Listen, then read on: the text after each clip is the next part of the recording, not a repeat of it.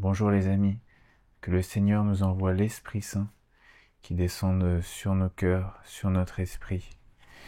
Au nom du Père et du Fils et du Saint-Esprit. Amen. J'espère que vous allez bien. Je suis très heureux aujourd'hui de vous retrouver pour cette nouvelle vidéo. Et j'aimerais bien aujourd'hui vous parler de l'Eucharistie, de l'importance de communier, de se présenter à l'Église, de se rassembler entre nous et reformer ce peuple de Dieu, cette Jérusalem céleste, cette nouvelle Jérusalem. Et parce que je crois que c'est un petit peu à la mode aujourd'hui de se désolidariser de l'Église, de déserter un peu ses pavés, surtout quand on voit les excès qui peuvent s'y trouver, les abus. Mais je crois que c'est bien dommage. C'est bien dommage parce que je crois que c'est en se sanctifiant soi-même à l'intérieur de l'Église qu'on permet qu'elle puisse être bien portante. Et bien sûr, il y a l'œuvre du Saint-Esprit, il y a l'œuvre de Dieu qui œuvre en elle. Et si elle n'est pas toujours sainte par les hommes qui la composent, elle est fondamentalement sainte en tant qu'elle reçoit la grâce de Dieu et qu'elle est à la fois la tête du Christ et son épouse, comme le dit saint Paul. Donc voilà, je crois que c'est un peu à la mode aujourd'hui de croire qu'on peut faire son affaire tout seul, parce que c'est vrai que quand on fait cette rencontre avec le Christ dans la prière, eh bien on peut être tenté, et je parle bien de tentation, on peut être tenté de se dire, bah voilà, ça me suffit, j'ai pas besoin de l'Église, surtout qu'il y a plein d'erreurs apparentes, etc. Et donc on n'a pas besoin de l'Église qui est dogmatique. Et moi aussi j'ai tenu un peu cette position pendant un certain temps de ma vie. Avec deux amis, on était assez convaincus de ça. Et on pensait bien faire. C'était pas dans une attitude de pure rébellion. C'était vraiment, on pensait sincèrement que il y avait une voie plus vraie, plus juste, dans le fait de se concentrer dans cette relation au Christ, euh, en, en, voilà, en s'extradiant de l'Église. En fait, moi, je me rends compte que ça reposait juste sur beaucoup de méconnaissance de ma part. Et puis j'avais complètement perdu ce lien, en fait, avec le fait de se représenter à l'église, de revenir, d'y remettre les pieds, de faire des rencontres. Euh, voilà, et de recevoir les sacrements, surtout. Et je pense qu'on ne peut pas faire sans, fondamentalement. Et donc, pour ceux et celles qui penseraient dans cette forme d'individualisme, même s'il n'est pas forcément mal intentionné, eh bien, j'invite chacun à se renseigner sur l'Église, à lire le catéchisme de l'Église catholique, euh, à poser des questions à ChatGPT, hein, c'est un bon outil malgré tout, voilà, sur quel est le fondement de l'Église, pour mieux comprendre la tradition aussi, parce que la tradition, elle fait partie intégrante de l'Église elle-même, et, et elle prend forme avec toute la succession des apôtres.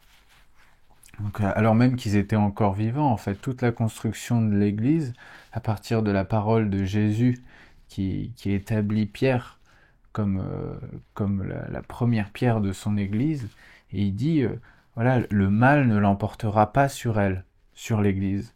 Donc ça marque bien le fait que il attend que l'Église ne s'arrête pas à Pierre, mais qu'il y ait des successeurs, c'est-à-dire un pape, parce qu'il dit à Pierre, tu seras le berger de mes brebis. Voilà. Donc ça, c'est aussi un peu en réponse aux pensées protestantes. Alors, c'est vrai qu'ils auraient toujours quelque chose à redire, nos amis protestants. Et très bien, je pense qu'il y a toujours des choses à redire. Mais ce qui compte, c'est de faire soi-même son chemin, de soi-même se renseigner avec le cœur le plus pur possible, le plus ouvert possible et le plus détaché possible aussi. en allant se renseigner, non pas pour renforcer sa propre conviction ou sa propre prise de position, mais en essayant de comprendre véritablement comment les choses se sont construites au fil du temps. Et pour ça, ça demande beaucoup de recherche. Voilà, donc ça, c'est au sujet de l'Église. Mais aujourd'hui, j'aimerais plus particulièrement parler de l'Eucharistie. Je pense que je ferai sans doute une vidéo euh, voilà, qui traite de l'Église plus spécifiquement si ça vous intéresse. Mais il y en a déjà un certain nombre sur YouTube qui sont très intéressantes. Donc voilà, il s'agit seulement voilà, d'aller consulter toutes ces sources-là et surtout le catéchisme de l'Église catholique, j'insiste, c'est fondamental parce que ce qui compte aussi, c'est pas tellement ce qu'on peut en dire, mais c'est ce qu'on va pouvoir penser soi-même en allant lire véritablement et en essayant de lire vraiment avec son cœur, avec sa bonne conscience, dans le silence de cette intimité, avec les mots qu'on rencontre, avec le sens qu'on trouve et avec le Saint-Esprit qui œuvre en nous. Et je pense qu'il œuvre beaucoup plus facilement quand on est disposé et le cœur ouvert que quand on est déjà en train de regarder des choses ou de se renseigner sur des choses avec déjà notre point de vue. Parce que ça biaise tout ce qu'on reçoit. Et ça biaise aussi la manière dont on reçoit. Donc voilà, c'est une invitation. Et maintenant, pour ce qui est de l'Eucharistie plus particulièrement, en fait, ça me tient à cœur de faire cette vidéo parce que, voilà, plus je me rends à la messe et aujourd'hui, j'y vais quasiment tous les jours. Euh, en, en étant aussi assidu euh, au, au sacrement de la réconciliation, donc de la confession, pour essayer de m'y présenter chaque fois avec voilà, le cœur et la conscience les plus purs possibles.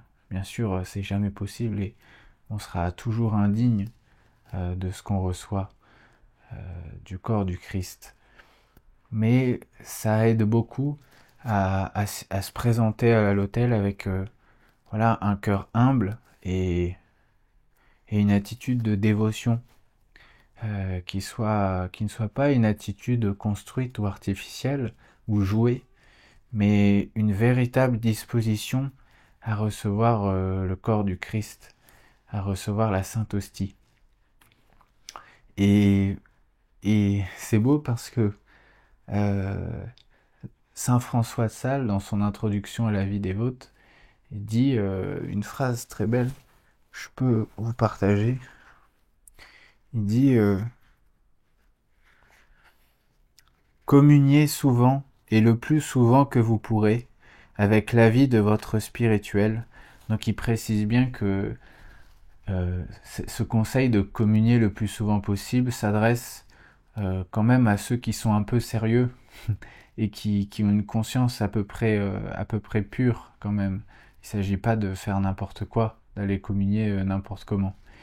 Mais il dit et croyez-moi, les lièvres deviennent blancs parmi nos montagnes en hiver, parce qu'ils ne voient ni ne mangent que la neige, et à force d'adorer et manger la beauté, la bonté et la pureté même en ce divin sacrement, donc il parle de l'Eucharistie, vous deviendrez toute belle, toute bonne et toute pure.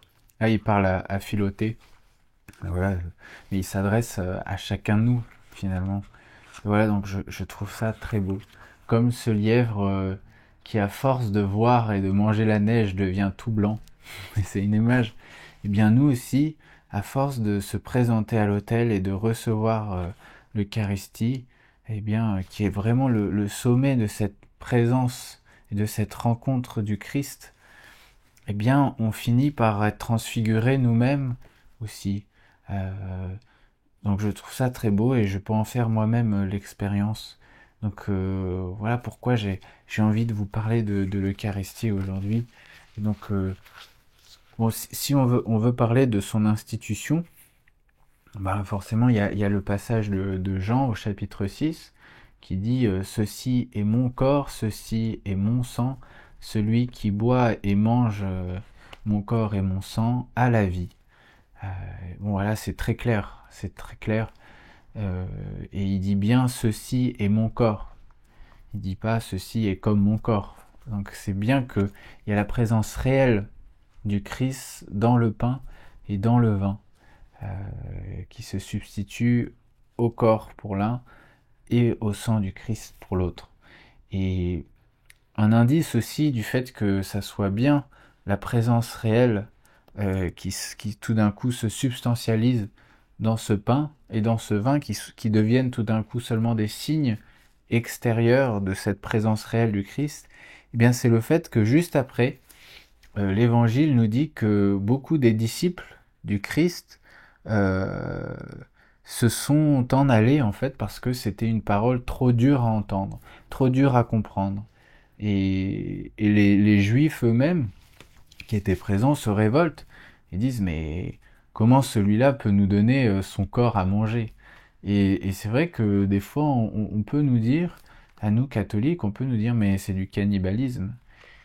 Et là je pense que c'est qu'en fait on se place à un autre niveau tout d'un coup, un niveau spirituel et divin. Et voilà, si le Christ le dit, eh bien, il faut l'écouter aussi. Euh, il faut faire confiance. Et lui parle à partir de la volonté du Père. Les pensées qu'il nous donne sont des pensées divines. Et ça peut faire penser à Saint Pierre quand il dit au Christ qu'il leur annonçait la passion. Il lui dit mais non, t'inquiète pas, tout ira bien, nous veillerons sur toi. Et le Christ répond à Pierre mais va au-dehors de moi, Satan, tes pensées sont celles des hommes et non celles de Dieu. Et là c'est pareil, je pense que on peut faire confiance si le Christ le dit, on peut le croire. Et la foi est une grâce qui se demande. Et je pense qu'il faut s'abandonner à ce mystère. Et l'imitation du Christ de Kempis, il en parle très justement. Il parle de l'importance de ne pas essayer de percer le mystère de l'Eucharistie, mais qu'il faut plutôt soumettre ses sens à la foi. Je pense qu'on peut en faire l'expérience aussi quand on a commencé à trouver cette forme d'humilité devant le corps du Christ et devant ce mystère, et quand on a commencé à goûter ce sacrement, littéralement, quand on a commencé à vraiment à toucher du doigt ce mystère, non pas par notre raison ou notre compréhension, mais par notre abandon. Et c'est par cet abandon que la grâce de Dieu peut tout d'un coup passer en nous, parce que quand on est emmuré dans l'orgueil, eh bien Dieu ne peut plus intervenir en nous. Euh, et donc voilà la beauté de cet abandon. Euh, voilà ce que nous dit Kempis. Il nous dit gardez-vous du désir curieux et inutile de sonder ce profond mystère, si vous ne voulez pas tomber dans un abîme de doute. Celui qui scrute la majesté sera accablé par la gloire. Dieu peut faire plus que l'homme ne peut comprendre. On ne défend pas une humble et pieuse recherche de la vérité, pourvu qu'on soit toujours prêt à se laisser instruire et qu'on s'attache fidèlement à la sainte doctrine des pères. Heureuse la simplicité qui laisse le sentier des questions difficiles, pour marcher dans la voie droite et sûre des commandements de Dieu. Alors voilà, c'est pas simplement un abandon de la raison, un abandon de l'intelligence, parce on pourrait croire que là il y a une naïveté et il y a un abandon devant la difficulté de répondre à ces choses-là. C'est pas vraiment ça dont il s'agit, parce que les pères de l'Église, avec toute leur philosophie, toute leur sagesse, toute leur intelligence, ont déjà abordé ces questions-là, les ont raffinées. Thomas d'Aquin, par exemple, a, je crois, des pages très belles sur l'Eucharistie. Enfin, en tout cas, c'est ce qu'on peut en dire. Enfin, certains des prêtres que je connais m'ont parlé, j'ai pas encore eu le temps de lire ces pages, mais de la justesse des pages que Thomas d'Aquin, déjà à son époque, a écrites sur l'Eucharistie, qui sont apparemment très belles. Mais donc, il s'agit plutôt d'une disposition de cœur qui est celle d'un abandon. Et c'est pas c'est pas comment dire tomber dans la naïveté, mais c'est tomber dans la simplicité du cœur, dans la simplicité de l'intelligence. Et je pense que les pères de l'Église, eh bien, tombent dans cette simplicité-là pour que leur intelligence se révèle pleinement par la vie du Saint-Esprit en fait en elles. C'est-à-dire qu'ils vont pas essayer de réfléchir par leur propre force, par leur propre intelligence, mais ils vont s'abandonner à la grâce de Dieu et mettre au service du Saint-Esprit leur intelligence en fait, en laissant passer l'œuvre du Saint-Esprit en eux. Et je pense qu'on peut le sentir en les lisant, c'est qu'il y a quelque chose d'une autre nature. C'est comme une intelligence qui est redoublée, si on peut dire. Donc je continue la lecture de Kempis, il nous dit « Plusieurs ont perdu la piété en voulant approfondir ce qui est impénétrable. » Moi-même, hein, ça m'est arrivé en philosophie. En fait, à force de trop rationaliser les choses et de trop réfléchir, eh bien, on perd complètement la foi. Parce que la foi est ce tissu très léger qui peut être très facile à rompre et qui est délicat et difficile à retisser ensuite. Parce que il faut très peu de choses pour que ce tissu se rompe. Il en faut beaucoup pour qu'il se retisse. Et on peut le voir par l'épreuve de la prière, combien c'est dur de se remettre en présence de Dieu quand on l'a quitté. Et combien c'est facile de la quitter, voilà, dans le monde, avec des tentations, avec voilà, de l'accablement, avec un oubli de Dieu tout simplement. On a, par la consommation, qui peuvent être des consommations matérielles comme des consommations de pensée, je sais pas. Euh, donc voilà. Ce qui est impénétrable, oui. Ce qu'on demande de vous, c'est la foi et une vie pure, et non une intelligence qui pénètre la profondeur des mystères de Dieu. Si vous ne comprenez pas ce qui est au-dessous de vous, comment comprendrez-vous ce qui est au-dessus ? C'est vrai, on voit bien déjà les limites de notre esprit à comprendre ce qui est ici sur Terre. Eh bien, combien ces limites sont plus grandes à l'égard des choses divines. Soumettez-vous humblement à Dieu, captivez votre raison sous le joug de la foi, et vous recevrez la lumière de la science selon qu'il vous sera utile et nécessaire. Plusieurs sont violemment tentés sur la foi à ce sacrement, mais il faut l'imputer moins à eux qu'à l'ennemi. C'est vrai que c'est très souvent voilà, l'influence du mauvais esprit aussi que de nous faire aller dans ces rationalisations à l'extrême, dans ces doutes à l'extrême. Ne vous troublez point, ne disputez point avec vos pensées, ne répondez point aux doutes que le démon vous suggère, mais croyez à la parole de Dieu, croyez à ses saints et à ses prophètes, et l'esprit de malice s'enfuira loin de vous. Il est souvent très utile à un serviteur de Dieu d'être éprouvé ainsi, car le démon ne tente point les infidèles et les pécheurs qui sont à lui déjà, mais il attaque et tourmente de diverses manières les âmes pieuses et fidèles. Vous savez, là, la semaine dernière, j'ai été faire une retraite spirituelle dans une abbaye bénédictine à Flavigny, et c'était une retraite qui suivait les exercices spirituels de Saint Ignace.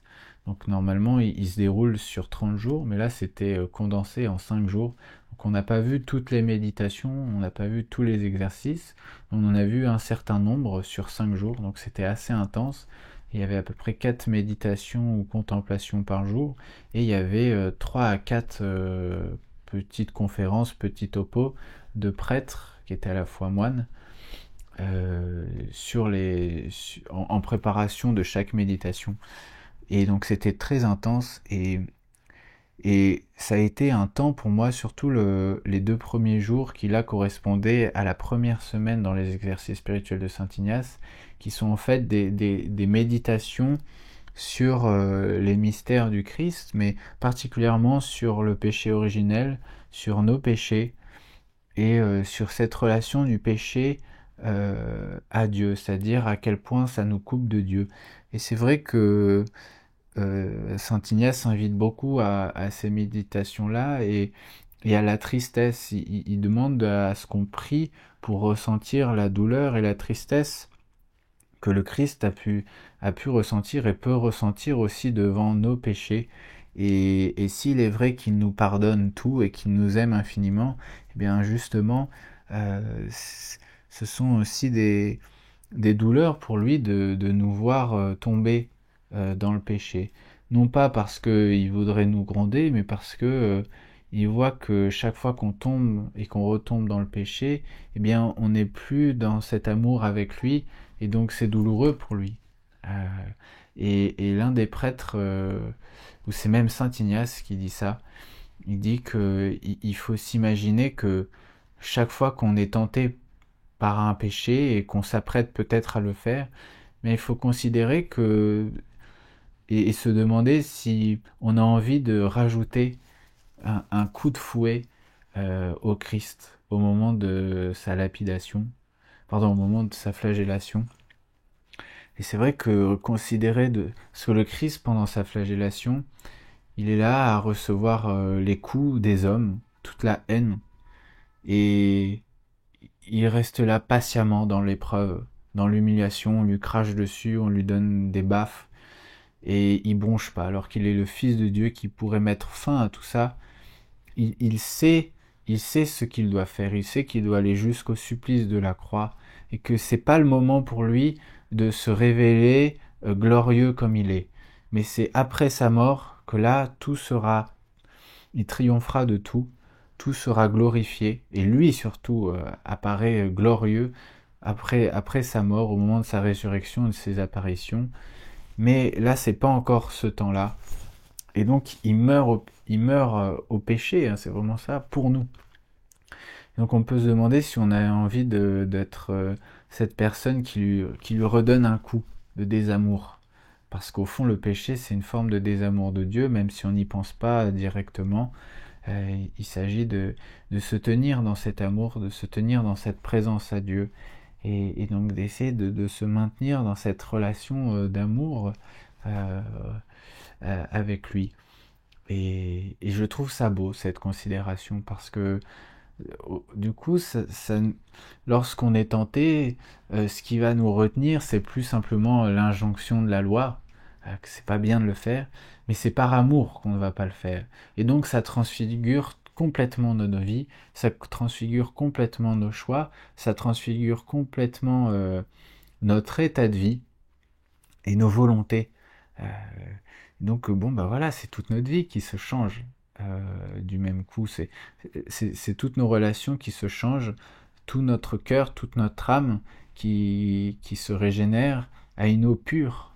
Et cette eau pure, c'est cette relation avec le Christ, c'est cette source qu'il est et qui sera toujours. Allez donc avec une foi simple et inébranlable, et recevez le sacrement avec un humble respect, vous reposant sur la toute-puissance de Dieu, de ce que vous ne pourrez comprendre. Dieu ne trompe point, mais celui qui se croit trop lui-même est souvent trompé. Dieu s'approche des simples, il se révèle aux humbles, il donne l'intelligence aux petits, et il cache sa grâce aux curieux et aux superbes. La raison de l'homme est faible et se trompe aisément, mais la vraie foi ne peut être trompée. La raison et toutes les recherches naturelles doivent suivre la foi, et non la précéder ni la combattre, car la foi et l'amour s'élèvent par-dessus tout, et opèrent d'une manière inconnue dans le très saint et très auguste sacrement. Dieu éternel, immense, infiniment puissant, fait dans le ciel et sur la terre des choses grandes, incompréhensibles, et nul ne saurait pénétrer ces merveilles. Si les œuvres de Dieu étaient telles que la raison de l'homme pût aisément les comprendre, elles cesseraient d'être merveilleuses et ne pourraient être appelées ineffables. Voilà. Voilà, je trouve ça très beau. J'ai mis mon carnet.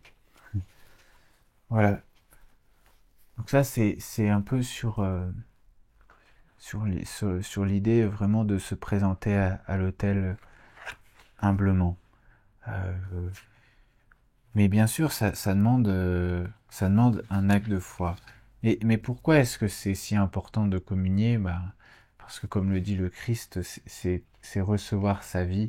Et il le dit, hein, celui qui ne communie pas n'a pas la vie en lui. Donc c'est une parole assez rude, mais s'il le dit, c'est qu'il le dit. Voilà, un point c'est tout, et ça marque bien l'importance de ce sacrement qui est le sommet de la vie du chrétien. Donc voilà, je pense pas qu'on puisse se dire chrétien et croire au Christ si on ne vient pas recevoir le sacrement de l'Eucharistie, de la fraction des pains. C'est ça que ça veut dire l'Eucharistie. Et on pourrait se dire, mais un peu comme c'est à la mode aujourd'hui dans cette forme d'individualisme, mais comme le dit, euh, comme le dit Complice, il faut pas l'imputer à ces gens-là, mais plutôt aux malins. Ce genre de pensée individualiste, de mode individualiste, parce qu'on pourrait se dire, mais la fraction des pains, l'Eucharistie, je la fais chez moi. Et bien sûr que quand on est chrétien, on peut prier seul, on peut manger, communier quand on mange d'une manière spirituelle. Mais on ne peut pas faire l'Eucharistie tout seul, dans un acte individuel. Non, ça doit se faire en communauté, dans l'Église, et par des mains consacrées qui sont celles du prêtre. Et, et lorsque le Christ dit aux apôtres que euh, il leur dit vous ferez cela en mémoire de moi, eh bien il le dit aux apôtres et pas à tout le monde. Les apôtres, c'est ceux qui ont été formés, donc les apôtres, ce sont les premiers évêques de l'histoire de l'Église, et ensuite eh bien, il y a toute une succession, par exemple avec Matthias qui remplace Judas, et puis ensuite il y a certains disciples qui auront cette vocation et ce ministère d'être ce qui deviendra des prêtres. Mais ces ordres-là étaient déjà présents dans l'Ancien Testament, c'est pas nouveau, c'est pas une invention de l'Église catholique, c'est des choses qui existaient déjà dans l'Ancien Testament. Il y avait des grands prêtres, il y avait la tribu de Lévi. Donc voilà, c'était des gens qui étaient déjà consacrés aux célébrations et qui s'occupaient de réaliser le sacrifice au temple. Et bien là, le prêtre, c'est celui qui réactualise le sacrifice unique du Christ. Il s'est sacrifié une seule fois pour toutes. Eh bien, c'est pendant la messe, pendant l'offertoire, que ce sacrifice se réactualise. Et, et voilà, et Saint Paul le dit bien, hein, il s'agit bien de continuer à faire l'Eucharistie. Euh, c'est pas une fois pour toutes, parce que je sais que certains protestants pensent ça, je crois, il me semble. Voilà, Saint Paul le dit, alors, dans la Bible. Il le dit, il me semble, dans la première lettre aux Corinthiens, il le dit au chapitre 10.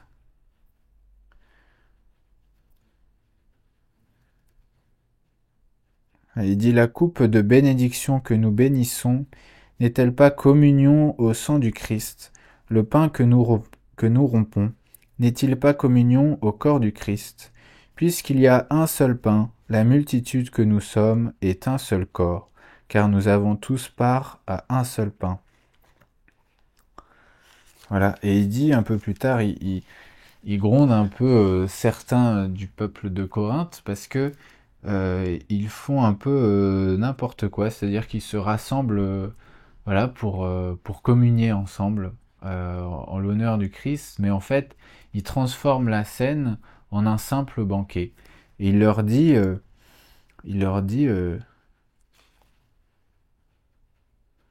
lorsque vous vous réunissez tous ensemble, ce n'est plus le repas du Seigneur que vous prenez. En effet, chacun se précipite pour prendre ce repas, hein, etc. Mais donc ça montre bien qu'il ne s'agit pas de communier tout seul dans son coin ou entre amis. Il s'agit de venir à la messe. Euh, Voilà, et un peu plus loin, ainsi donc, chaque fois que vous mangez ce pain et que vous buvez cette coupe, vous proclamez la mort du Seigneur jusqu'à ce qu'il vienne. Et celui qui aura mangé le pain ou bu la coupe du Seigneur d'une manière indigne devra répondre du corps et du sang du Seigneur. On doit donc s'examiner soi-même avant de manger de ce pain et de boire à cette coupe. Celui qui mange et qui boit, mange. Ah, il y a une erreur. Celui qui boit. Ah non. Celui qui mange et qui boit, mange et... Ah oui, il y a une erreur dans cette version-là. Celui qui boit et qui mange... Ah, celui qui mange et qui boit, mange et boit son propre jugement. Non, il n'y a pas d'erreur. S'il ne discerne pas le corps du Seigneur. Et voilà, donc, d'où l'importance de recevoir le sacrement de la réconciliation, d'aller se confesser. Alors voilà, il ne s'agit pas d'avoir peur non plus, parce que de fait, nous serons toujours indignes de recevoir le corps du Christ, et il ne s'agit pas de dire que de s'auto-flageller ou de se rendre tout petit, mais le fait de se rendre tout petit, c'est aussi, je pense, une grâce qui se demande.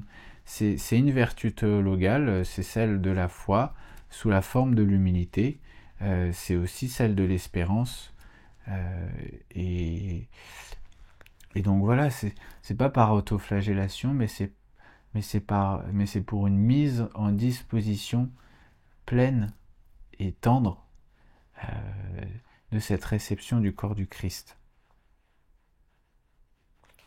Voilà.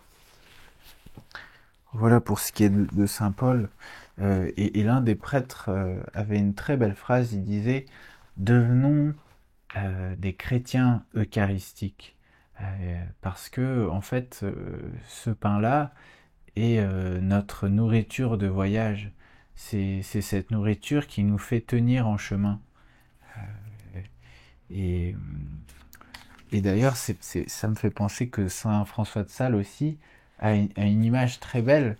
Euh, il dit ça, écoutez, je crois que voilà, c'est juste cela. Il dit que si les fruits les plus tendres et sujets à corruption comme sont les cerises, les abricots et les fraises, se conservent aisément toute l'année étant confits au sucre ou au miel, ce n'est pas merveille si nos cœurs, quoique frêles et imbéciles, sont préservés de la corruption du péché lorsqu'ils sont sucrés et emmiellés de la chair et du sang incorruptible du Fils de Dieu.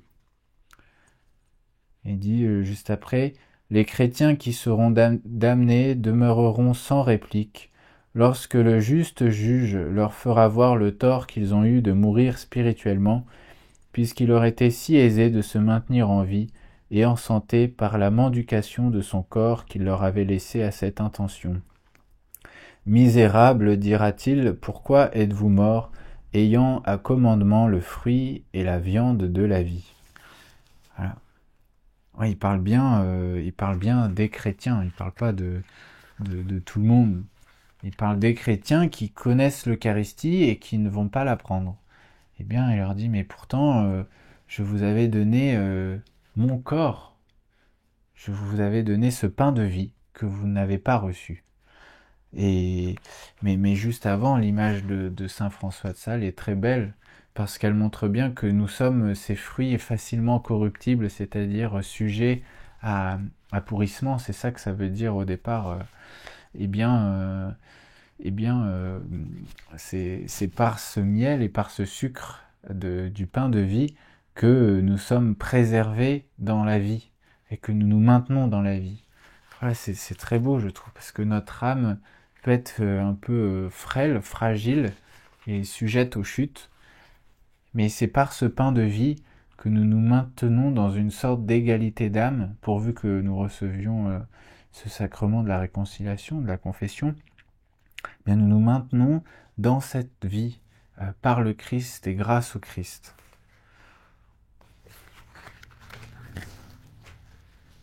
Voilà.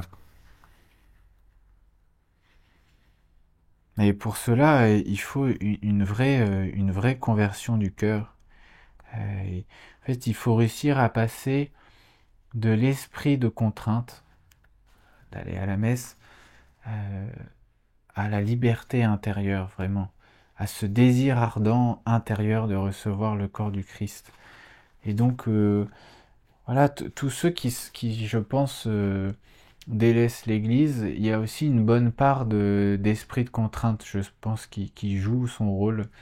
Mais je crois que parfois, il faut réussir à s'abandonner, de s'oublier un peu soi-même, de faire confiance à l'Église et de se présenter et de se rassembler en communauté.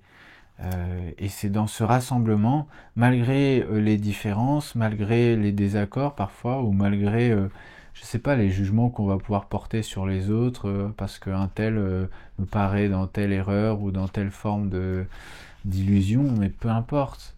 Ce qui compte, c'est que nous soyons dans la maison, parce que si nous jugeons la maison de l'extérieur, eh bien nous n'y sommes plus, et donc comment la faire grandir, surtout si c'est le corps, enfin si c'est la tête du Christ dont nous sommes le corps. Et si c'est l'épouse du Christ, nous créons le divorce. Et donc c'est en étant dans la maison, en se sanctifiant dans cette maison, eh bien qu'on sauve le corps. Parce que s'il y a des membres malades, s'il y a des parties malades, eh bien c'est nous en nous sanctifiant nous-mêmes, et c'est un chemin, c'est jamais quelque chose qui est arrivé et qui est réalisé. C'est quelque chose voilà, qui se cherche toujours, qui se réactualise. Eh bien, c'est par ce mouvement-là vers la sainteté, vers la sanctification, que les membres qui sont un peu plus malades peuvent guérir, exactement comme ce qui se passe dans le corps. Donc c'est là l'importance vraiment de se rassembler dans l'Église. Et ensuite, cette contrainte, enfin cet esprit de contrainte qui pouvait être un peu au départ, qui peut être là au départ, il se transforme en liberté intérieure, et ensuite il y a une vraie joie de se rassembler à l'église. Et parfois quand on va à la messe, on peut être un peu déçu parce que les gens nous paraissent tristes, parce que l'homélie est un peu triste, parce que ça donne l'impression que c'est beaucoup d'autoflagellation. Et on se dit, mais c'est pas ça, moi, que je connais avec le Christ, c'est un vrai feu ardent, un vrai feu intérieur quand je prie avec lui, et donc je peux très bien être à l'intérieur chez moi, j'ai pas besoin d'aller à l'église. Mais je pense que c'est considérer les choses de l'extérieur, et c'est arrêter de vivre sa relation avec le Christ quand on est sur ce mode-là, quand on est en train de juger de l'extérieur ce qui se passe durant la messe. Et moi, ça peut m'arriver aussi, ça m'arrive de moins en moins maintenant, parce que, en fait, je pense qu'il y a un réel enjeu de réussir à vivre de l'intérieur la messe, et non pas de l'extérieur. Et quand on arrive à réentendre sa voix avec le Christ pendant la messe, eh bien on n'est plus en train de faire attention à ce qui se passe autour de nous, si un tel ou un tel est une belle dévotion ou non, si c'est triste ou non, mais on retrouve le sens des prières dans la messe, parce que tout a un sens et il faut se renseigner. On retrouve le sens de ses prières, on retrouve le son de sa voix qui répète ses paroles, on peut prier pendant les temps de silence, et donc ça prend une dimension collective. Et on n'est plus en train de juger les autres, mais on est en train d'être dans cette charité fraternelle où on a un amour pour eux, on a un amour pour nous, parce que on prie plus seulement pour les autres, mais on prie pour nous ensemble, nous peuple de Dieu, et pour tous ceux qui ne trouvent pas encore Dieu, mais qui sont en chemin, ou même ceux qui le refusent, parce qu'on prie Dieu de pouvoir les éclairer, et on prie Dieu de pouvoir fortifier ceux qui sont un peu chancelants, comme on l'est tous à notre échelle. Et je trouve ça très beau. Donc voilà, c'est d'où l'importance de refouler les pavés de l'église. Euh, et parce que l'Eucharistie, plus particulièrement, c'est se rassembler à la fois collectivement, mais c'est aussi se rassembler soi-même, rassembler son cœur avec le Christ. Et le catéchisme de l'Église catholique a un très beau paragraphe pour parler de ça. C'est le paragraphe 2711. Et il nous dit: l'entrée en oraison est analogue à celle de la liturgie eucharistique. Rassembler le cœur, recueillir tout notre être sous la mouvance de l'Esprit Saint, habiter la demeure du Seigneur que nous sommes, éveiller la foi pour entrer en la présence de celui qui nous attend, faire tomber nos masques et retourner notre cœur vers le Seigneur qui nous aime, afin de nous remettre à lui comme une offrande à purifier et à transformer. Voilà, je crois que c'est exactement ça qu'on peut ressentir, c'est que quand on reçoit le corps du Christ, humblement, calmement, en fermant les yeux, quand on l'a dans notre bouche et qu'on va se mettre à genoux à notre place, eh bien, ce corps qui fond dans notre bouche, eh bien, il se fond en notre âme. Et notre âme se transfigure au visage du Christ. C'est ça qu'on peut ressentir. Mais pour ça, il faut y aller. Et il faut communier le plus souvent possible, avec cette humilité au cœur. Et c'est en communiant qu'on apprend à communier. C'est en voyant cette pureté qu'on finit par devenir pur nous-mêmes, par la grâce du Christ. Et c'est lui qui nous sauve, c'est par ce pain de vie. Voilà, moi je trouve ça magnifique, mais on peut pas s'en rendre compte sans l'expérience. Et d'où l'importance d'y aller, de faire confiance et de persévérer dans l'épreuve, même si au début on est un peu habité par l'esprit de contrainte. Eh bien ensuite il faut faire confiance, ça va se mouvoir et ça se change en liberté intérieure. Vraiment, c'est exactement ce qui s'est produit pour moi. Donc peut-être que vous le connaissez déjà, ça. Mais pour ceux qui ne le connaissent pas, c'est vraiment une invitation, une exhortation à faire confiance et à vous rendre à la messe, à communier. Et c'est aussi une grâce qui se demande de pouvoir recevoir le corps du Christ, parce que de fait, nous sommes indignes et c'est pas spontané d'être humble, si je puis dire.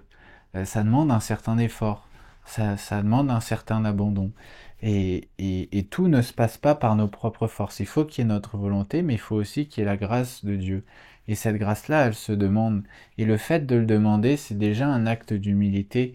Et c'est par ce geste-là qu'on ouvre notre cœur et que donc la grâce de Dieu peut tout d'un coup intervenir. Parce que si on s'est fermé à lui, et parfois on s'y ferme même en étant dans une bonne intention, parce qu'on se dit que tout doit se faire par nous devant Dieu, eh bien non, tout se fait grâce à Dieu et par lui.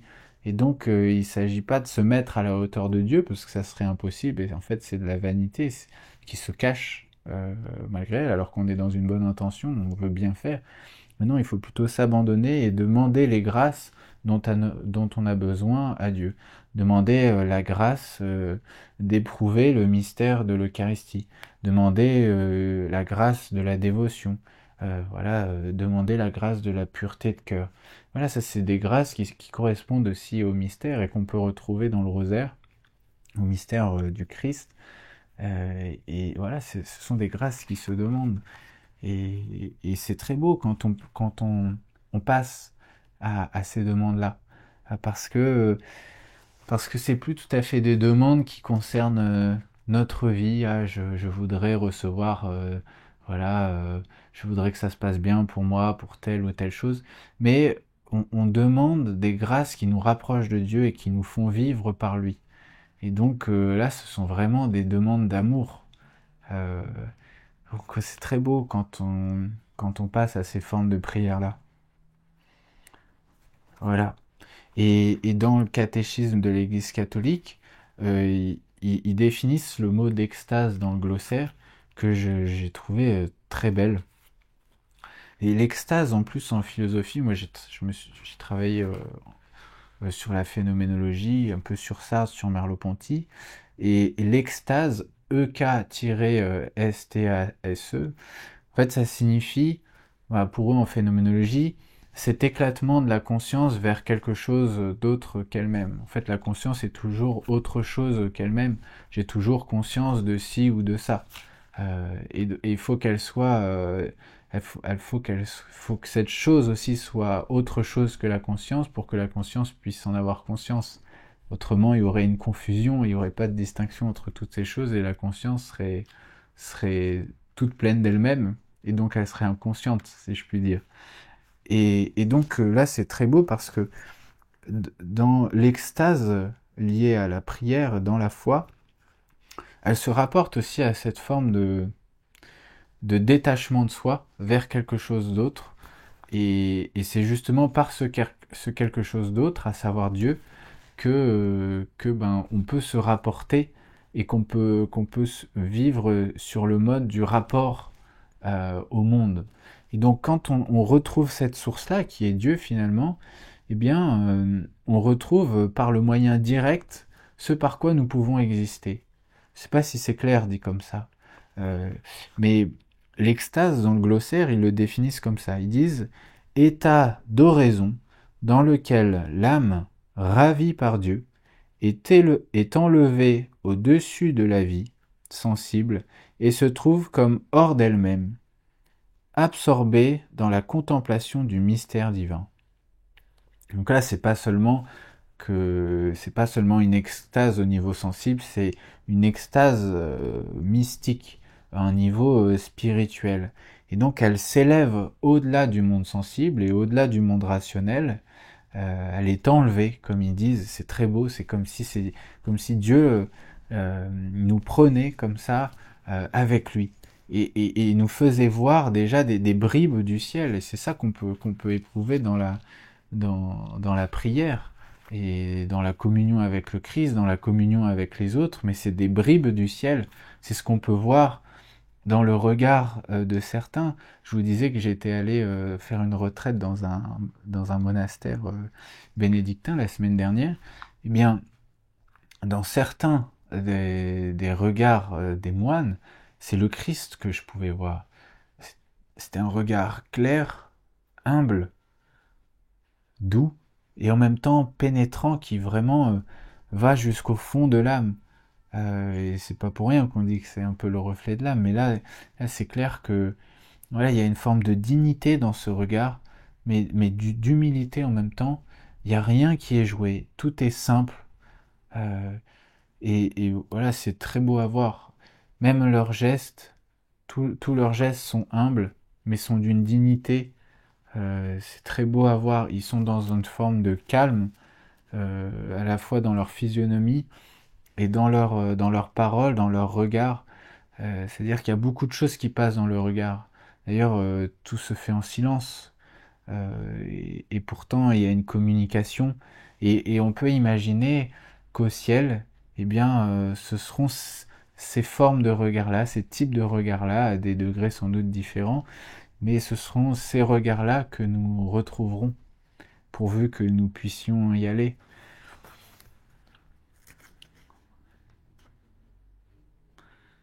Voilà, s'approcher humblement de l'autel, après un examen de conscience et le désir de recevoir le corps du Christ vivant en s'abandonnant à son envelissement en nous, pour que nous puissions nous-mêmes nous ensevelir en lui, en la Trinité, et lui donner tout ce que nous avons, dans les limites de ce que nous avons, et nous donner tout entier. Et oui, il s'agit de s'humilier. Il s'agit bien de s'humilier parce que c'est un tendre amour qu'on reçoit par cette humiliation. C'est vrai que ce mot-là prend tout de suite une connotation un peu... mais voilà, il faut se détacher un peu de l'orgueil et de l'ego. Et l'humiliation, elle est belle parce que on se rend compte que l'humiliation devant Dieu, parce que on se rend compte après que qui donc pourrait nous humilier? Qui d'autre pourrait nous humilier puisque nous sommes déjà humiliés en Dieu, si on peut dire. Et je pense que c'est ce que vivait le Christ aussi pendant toutes ces humiliations, son chemin de croix, etc., mais même tout au long de sa vie, eh bien, peut lui importer au fond, puisqu'il était en train de faire la volonté de Dieu. Et il était déjà en train de s'humilier devant le Père, en train de s'abandonner à sa volonté. Au Mont des Oliviers, il s'adresse au Père quand il prie là 3 fois et que les disciples, je crois que c'est Pierre, Jean et Jacques, s'endorment pendant que le Christ prie, mais c'est juste avant sa passion et il est en train de transpirer comme il est dit dans l'Évangile. Je crois que c'est Luc qui décrit ça, ou je crois que c'est Luc qui dit qu'il y avait comme des gouttes de sang qui tombaient sur le sol, mais c'est qu'il était dans un état d'anxiété immense. Et il dit, voilà, il s'adresse au Père et il lui dit que cette coupe passe si elle peut passer, mais que ta volonté se fasse et non la mienne. Donc, ça le rend pas plein d'enthousiasme de passer par tout ce chemin de croix, pour aller, enfin, d'aller jusqu'au sacrifice sur la croix. Mais il dit, donc si je peux passer au-delà de ça, éviter ça, que ça soit ainsi, mais si c'est pas le cas, eh bien que ta volonté se fasse. Et je pense que le Christ le sait bien, euh, mais ça montre bien à la fois toute sa part d'humanité et toute sa part de divinité. Il est à la fois entièrement homme et entièrement Dieu. Et donc voilà, c'est très beau parce qu'il s'abandonne complètement à la volonté de Dieu. Donc il y a une forme d'humiliation devant lui. Et c'est pour ça qu'il passe un peu au-delà de toutes les autres humiliations. Et c'est aussi une grâce qu'on peut demander et qui est dans le rosaire, mais de voilà d'accepter les humiliations. Je crois même qu'il parle d'une forme d'amour de l'humiliation, non pas qu'il faille la rechercher, mais que si elle arrive, c'est quand on est en tout cas en train de vivre un peu comme le Christ et de partager sa parole et son enseignement, eh bien si ces humiliations arrivent, eh bien c'est aussi une forme d'hommage au Christ. Et saint Ignace, dans ses exercices, t'invite beaucoup à, à prendre la douleur du Christ avec lui, pour l'aider un peu à porter sa croix. Non pas qu'il aurait besoin de nous, mais d'une certaine manière, il a besoin de nous pour aimer. Euh, euh, enfin, pour que cet amour soit mutuel, parce que lui, enfin, il nous aime sans nous. Mais c'est encore mieux si on peut être là à répondre à cet amour, non seulement en se laissant aimer, mais en aimant aussi nous-mêmes surtout. Et ça passe d'abord par là, c'est en aimant d'abord Dieu qu'on peut recevoir ensuite son amour. Et c'est en essayant de le connaître d'abord qu'ensuite on peut en faire l'expérience. C'est pas l'inverse. C'est pas comme dans le monde de tous les jours où on fait d'abord l'expérience de quelque chose pour le connaître. Là, c'est l'inverse, et c'est pour ça que ça demande un acte de foi, que ça demande une grâce. Et cette grâce, on peut la demander. Voilà. Et c'est beau parce que Benoît XVI parle là du point de vue du prêtre, mais c'est aussi vrai pour nous. Il dit que pour le prêtre, le fait de se présenter à l'autel, le fait d'être à l'autel, au pied de l'autel, comme on serait au pied de la croix, aussi comme cet agneau, parce que le Christ, c'est aussi à la fois l'agneau pur qui se sacrifie, c'est aussi l'autel, et c'est aussi ce prêtre, le grand prêtre, le prêtre par excellence, le médiateur entre le Père et nous, entre le ciel et nous. Et donc le prêtre, il dit que c'est une école quotidienne à la sainteté, le fait d'être à l'autel et de faire, de célébrer l'Eucharistie.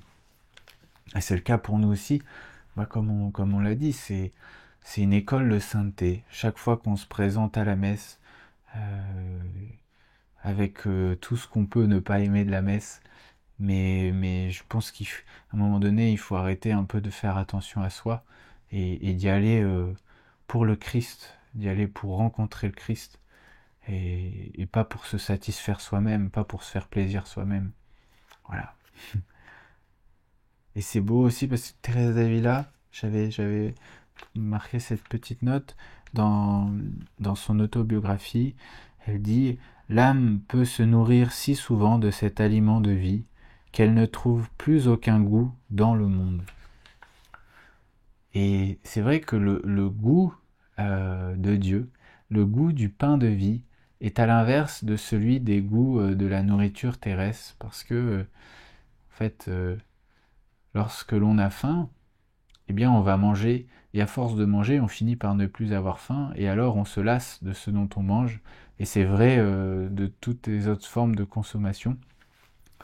Par exemple, je je sais pas, les vêtements, à force d'acheter des vêtements, on va finir par se lasser, même si ça peut revenir.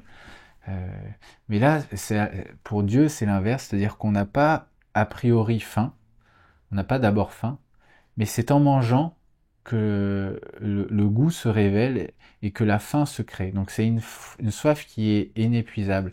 Et à l'inverse des biens matériels, là, il n'y a aucune lassitude pourvu que cette nourriture soit entretenue.